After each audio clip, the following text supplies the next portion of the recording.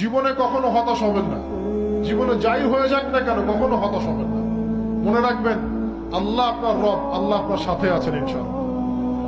এই সমাজ আপনাকে যেভাবে শেখায়, কিভাবে শেখায়, এই যে স্কুল, কলেজ, ইউনিভার্সিটি, চাকরি, বিয়ে, সন্তান প্রতিপালন, আর তারপর ইন্না লিল্লাহি ওয়া ইন্না ইলাইহি রাজিউন, এই তো শেখায় নাকি?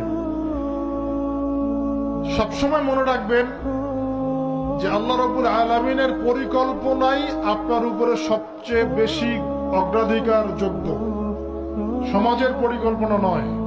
পরিবার আপনাকে চাপ দিচ্ছে, চাকরি পাস না, পড়াশোনা করিস না, হ্যাঁ পড়াশোনায় কেন তুই 80 নম্বর পাইলি না, কেন চান্স পেলি না, কবে চাকরি পাবি, কবে আমাদেরকে দেখবি, খাওয়াবি, পড়াবি, এই যে চাপগুলো চারপাশ থেকে আসে কিনা, এতে করে অনেক যুবক দেখা যায় মাদকাসক্ত হয়, অনেকে দেখা যায় আত্মহত্যা করছে, ইদানিং করছে কিনা ভাই?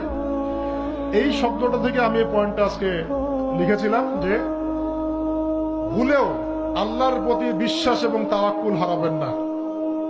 সমাজ যেভাবে শেখায়, সমাজ চারপাশে যে চাপ আপনাকে দিচ্ছে, এই চাপে নিজে গা ভাসিয়ে দিবেন না।